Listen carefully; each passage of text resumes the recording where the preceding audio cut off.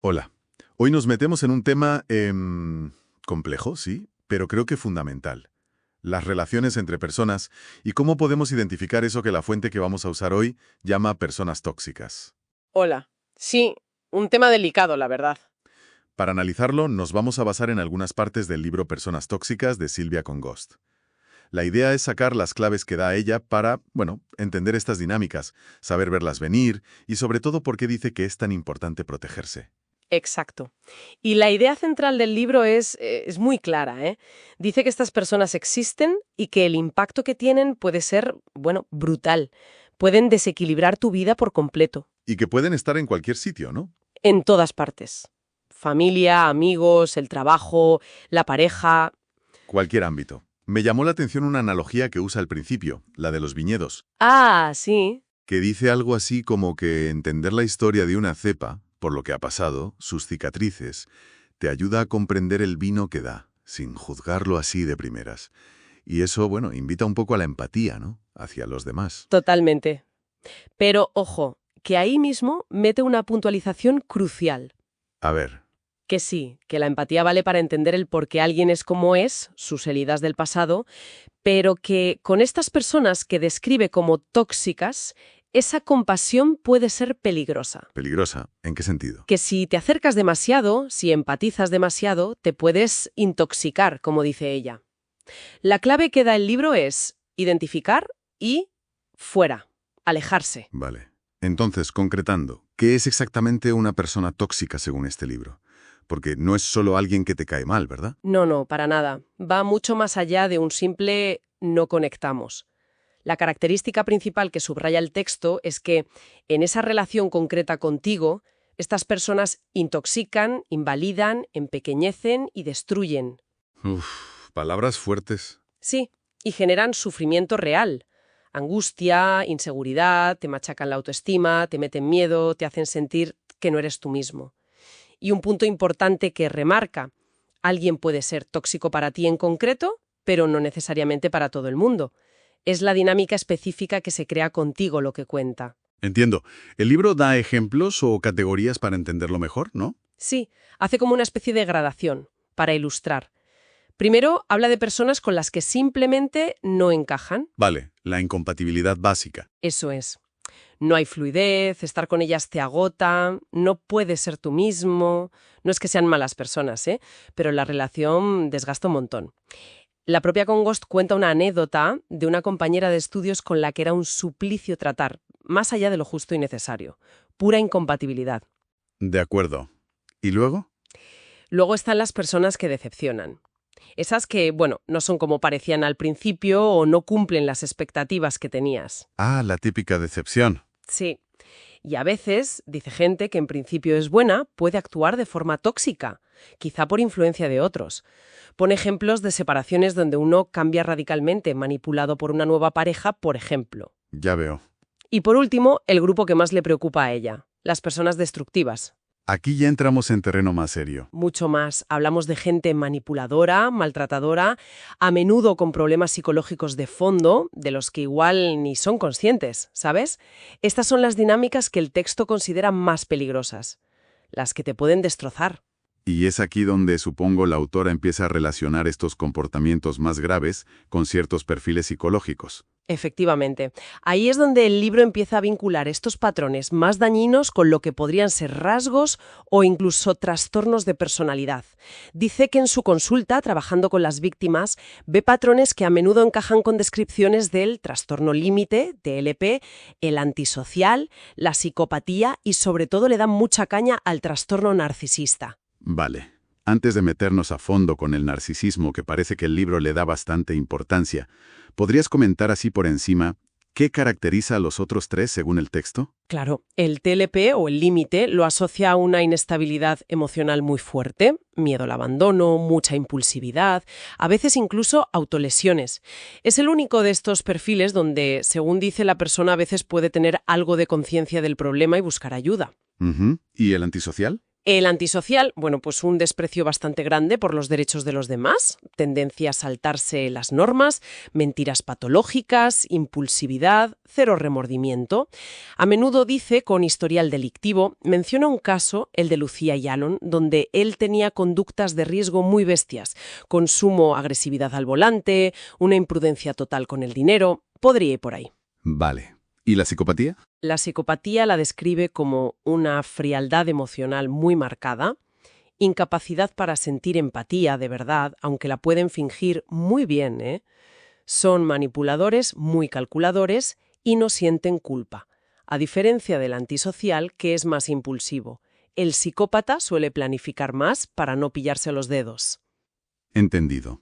Y entonces llegamos al narcisismo. Veo que el libro le dedica bastante atención. Muchísima. Y ojo, hace una distinción de entrada que me parece importante. Diferencia entre tener rasgos narcisistas, pues ser un poco egocéntrico, pensar poco en los demás, y tener el trastorno de personalidad narcisista, el TPN, que ya es un cuadro clínico. O sea, no es lo mismo. No.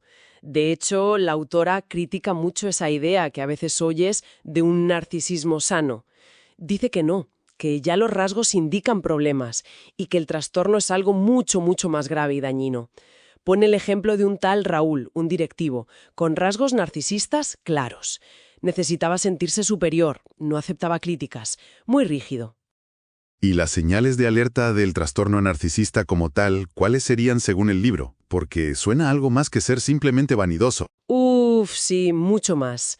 Hablamos de un patrón muy arraigado de grandiosidad, de sentirse especial.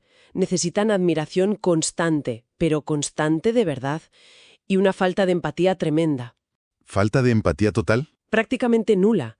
Se sienten con derecho a todo, esperan que les trates de forma especial y explotan a los demás para lograr lo que quieren sin ningún tipo de miramiento. Vamos, que usan a la gente. El texto también habla de tácticas muy concretas, ¿no? Infidelidad, usar los celos. Sí, la infidelidad es frecuente, dice, y usan los celos para manipularte, para que dudes de ti misma, ¿sabes? Te hacen sentir que estás paranoica o loca. ¡Qué fuerte!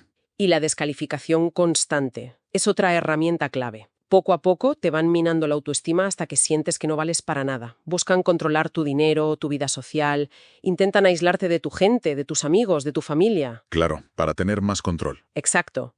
Y es muy típico eso de la doble cara. Encantadores y maravillosos en público. Y en privado, pues déspotas crueles, unos tiranos. Hay una táctica que mencionaste antes que suena especialmente retorcida. Eso del goteo destructivo intermitente. ¿Cómo funciona eso? Pues es una forma de maltrato psicológico muy sutil, pero súper efectiva. Consiste en ir soltando comentarios hirientes, descalificadores, como quien no quiere la cosa, ¿sabes? En plan casual. Sí, tipo, no irás a salir con esa falda, ¿no? O, ay, qué tontita eres a veces. Comentarios que uno a uno parecen poca cosa, pero van calando día tras día.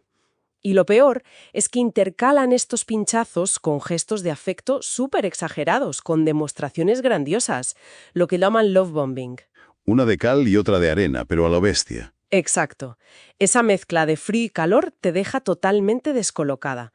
Confunde muchísimo a la víctima, hace muy difícil que vea el abuso por lo que es y la mantiene enganchada.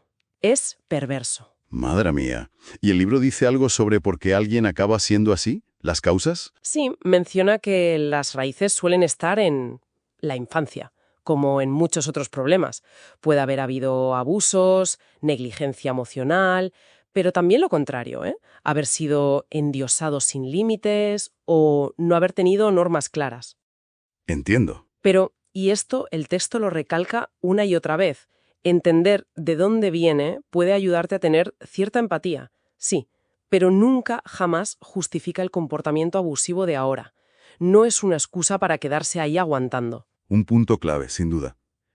La fuente describe también como diferentes tipos de narcisistas, o formas en que se presentan.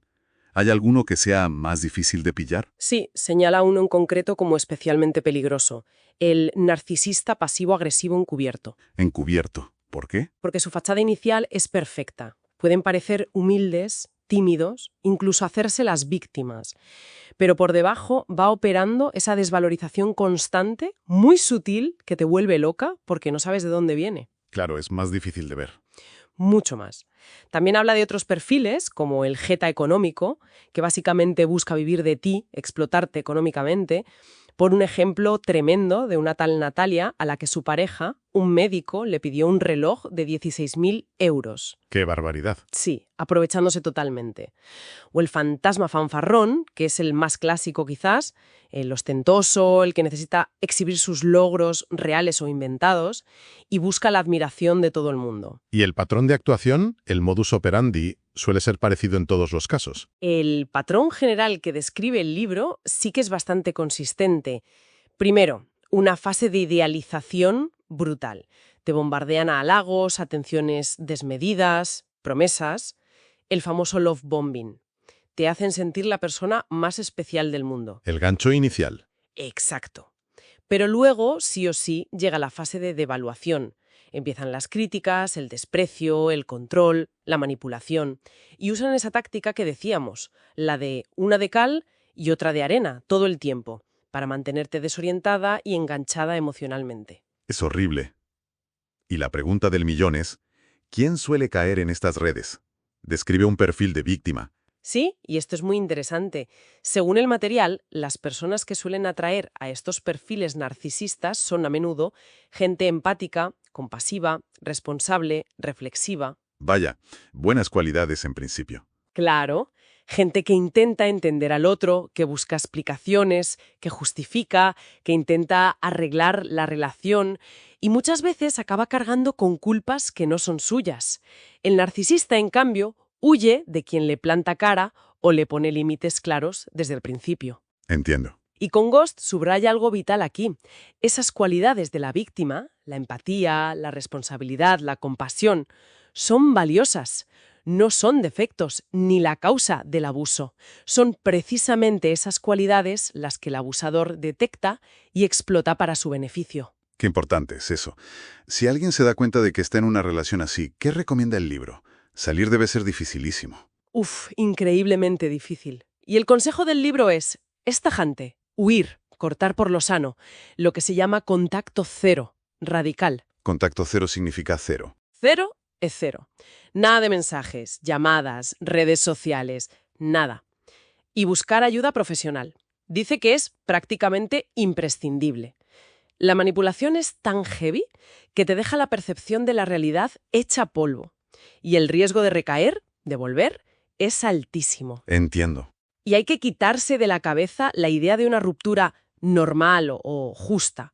Con un perfil narcisista, su objetivo al romper puede ser directamente destruirte, aniquilarte. Pone un caso extremo, el de Florentina, una abogada que acabó arruinada y acosada por su exmarido después de denunciarle. Muy duro. Me imagino que si hay hijos por medio, la cosa se complica. Exponencialmente. Muchísimo. Es una de las situaciones más difíciles. El progenitor con rasgos narcisistas puede usar a los hijos como arma, intentar ponerlos en tu contra, hablarles mal de ti, difamarte. Es devastador. ¿Y qué se puede hacer ahí? La recomendación principal del texto para la víctima en esos casos es: céntrate en mantener tu propia cordura, tu estabilidad emocional y psicológica. Busca toda la ayuda externa que puedas y esfuérzate al máximo por ser un referente sano y estable para tus hijos. Protegerlos, en la medida de lo posible, de esa toxicidad. Es una tarea titánica. Sin duda. Superar algo así debe dejar unas secuelas tremendas. ¿Qué propone la fuente para reconstruirse después? Sí, las secuelas son profundas, claro.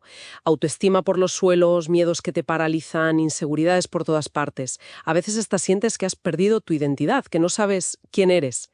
Pero, y esto es importante, la reconstrucción es posible. Eso es esperanzador. Totalmente. El libro insiste en que el objetivo no es solo pasar página y ya está, sino sanar de verdad esas heridas, para no volver a caer en lo mismo. ¿Y cómo se hace eso? ¿Da pasos concretos? Sí, propone como un itinerario. Primero, dice, hay que analizar los daños. Hacer balance. Exacto, un balance honesto. Ver cómo te ha afectado la relación en la autoestima, en tu dignidad, qué miedos concretos te ha dejado, reconocer si has perdido parte de tu identidad. Pone el ejemplo de una mujer, Beatriz, que llegó a tener miedo de hacer tareas cotidianas, de lo invalidada que se sentía. Entiendo, mirar de frente a la herida. ¿Y después? Segundo paso, acabar con la victimización. Ojo, esto no es negar el dolor ni la injusticia, ¿eh? Es súper importante permitirse sentir la rabia, la tristeza. Desahogarse. Claro, pero no quedarse ahí para siempre, anclada en el lamento. Se trata de integrar lo que ha pasado como un aprendizaje, aunque duela un montón, y decidir activamente que eso no va a definir tu presente ni tu futuro. El caso de Alicia, que la aislaron y tuvo que cerrar su negocio, muestra lo profundo que puede ser el daño, pero también la necesidad de salir de ese rol de víctima para poder empezar de nuevo. Vale, salir del bucle de víctima. ¿Y entonces hacia dónde se enfoca la energía? Tercero, definir objetivos. Y empezar por cosas pequeñas, ¿eh? Metas concretas, alcanzables, del día a día. Por ejemplo, Pues como retomar un hábito saludable que habías dejado, llamar a ese amigo con el que perdiste el contacto, dedicarle 15 minutos a un hobby que te encantaba y abandonaste. Pequeños pasos que te devuelven la sensación de control, la confianza en ti misma. Te permitan volver a mirar al futuro, poco a poco. tiene sentido. Y por último, creo que habla de algo así como cuidar de uno mismo de forma activa, ¿no? Con un hashtag y todo. Sí, el hashtag Yo me amo. Ese es el cuarto pilar. Cultivar actitudes positivas bajo ese lema. Y abarca varias cosas. Cuidar el cuerpo, hacer ejercicio, comer bien, arreglarte, no por vanidad, sino como un acto de recuperar tu poder, tu autoestima. Cuidarse por fuera para cuidarse por dentro. Exacto. Luego, cuidar la mente. Fomentar pensamientos positivos, practicar la gratitud, usar visualizaciones o afirmaciones diarias tipo «Hoy voy a ser feliz, me amo y merezco lo mejor». Y, súper importante, cuidar las relaciones que te quedan. Evaluar también otros círculos. Claro, ver si hay otras dinámicas tóxicas en tu entorno, amigos, familia, trabajo, y tomar medidas, poner límites, distanciarte si hace falta, proteger ese bienestar que estás recuperando. Es un enfoque muy completo, la verdad. Y es importante eso que dices, que la toxicidad no solo está en la pareja. El libro toca otras áreas también. Sí, aunque le dedica menos espacio que al narcisismo en pareja, sí que explora otras dinámicas. Habla de amigos tóxicos, El típico amigo vampiro emocional. ese mismo, el que te usa de cubo de basura para sus problemas, pero nunca te escucha a ti, el interesado que solo llama cuando necesita algo, el egocéntrico que solo habla de sí mismo. Pon ejemplos. Sara y Ana, la amiga quejica y manipuladora. Inés, la amiga que no calla y solo habla de ella. Luis y Carlos, el amigo trepa. ¿Y el consejo? Pues parecido. Date cuenta del patrón, pon distancia emocional, aprende de la experiencia y si el daño es gordo, pues contacto cero también, sin dudarlo. Ujú. Las relaciones familiares tóxicas. Eso tiene que ser especialmente difícil. Sin duda. Los lazos de sangre, las expectativas, la culpa, es muy complicado. El texto habla de familiares tóxicos, padres maltratadores o que te anulan, el caso de Faina, madres que son codependientes o abusan psicológicamente, el caso de Juan, hermanos envidiosos que van a hacerte daño, Noelia y Sarai. ¿Y ahí qué? ¿Contacto cero también es una opción? A veces sí. El libro es claro. Si el maltrato es grave y continuo, a veces cortar por lo sano es la única forma de salvar tu dignidad y tu salud mental, por mucho que duela. Si no es tan extremo, recomienda distancia emocional, poner límites muy firmes y reducir mucho la frecuencia y la duración de los contactos. Protegerte. Y por último, el trabajo. Otro clásico de las dinámicas tóxicas. Sí, el trabajo tóxico. Puede ser un jefe autoritario o manipulador, compañeros que te hacen mobbing, que te excluyen, que te cargan de trabajo injustamente. Los casos de Bimba aislada y minada por jefa y compañeras, o Julián, el que no sabe decir no y lo explotan, son ejemplos. Estrategias ahí. Pues intentar hablar con recursos humanos o superiores, si se puede, buscar un traslado dentro de la empresa, si es insostenible, pues plantearse cambiar de trabajo. Y sobre todo trabajar mucho la asertividad personal, aprender a decir que no y a poner límites claros. Muy bien. Creo que hemos repasado bastante bien las ideas principales del material de Silvia con Ghost. Si tuvieras que quedarte con las ideas clave, ¿cuáles serían? Pues a ver, yo destacaría 3 cosas. La primera, la importancia fundamental de aprender a reconocer patrones de relación que te hacen daño. Aunque sean sutiles, ¿sabes? Esos que te invalidan, te empequeñecen, te hacen sufrir. La autoconciencia. Exacto. Segundo, la advertencia muy específica sobre el peligro del abuso narcisista. Entender sus tácticas de manipulación y cómo pueden destrozarte la autoestima. Es un tema al que le da mucha relevancia. Sí, se nota. Y tercero, la necesidad vital de poner límites firmes y, en muchos casos que documenta, recurrir a la distancia, ya sea física o emocional, como herramienta clave para protegerte. A veces no queda otra. Queda claro, sí. La fuente es como una llamada, a mirarnos un poco y a priorizar nuestra salud mental y emocional en cómo nos relacionamos. Nos da herramientas para ver venir dinámicas chungas. Totalmente. Y no solo te dice, ojo con esto, sino que también te marca un camino para la recuperación. Ese camino que pasa por mirar el daño de frente, pero sin quedarte ahí enganchada, salir del rol de víctima, reconstruir tu confianza con pequeños pasos y, sobre todo, comprometerte con ese autocuidado, el hashtag Yo me amo, que al final es un acto de respeto profundo hacia una misma. Una perspectiva muy potente, la verdad. Y quizá para terminar, una reflexión que nos deja todo esto que hemos comentado del libro. Teniendo en cuenta estos patrones, estas dinámicas que describe con Ghost, ¿qué pequeño límite podríamos poner? ¿Qué gesto concreto de hashtag Yo me amo, por pequeño que sea, podríamos hacer desde ya mismo para, no sé, para cuidar una relación que nos importa o simplemente para proteger nuestra paz mental en el día a día? Buena pregunta para darle una vuelta. Ahí queda. Pues muchas gracias por este análisis tan detallado. Ha sido muy interesante. Hasta la próxima. Gracias a ti. Hasta pronto.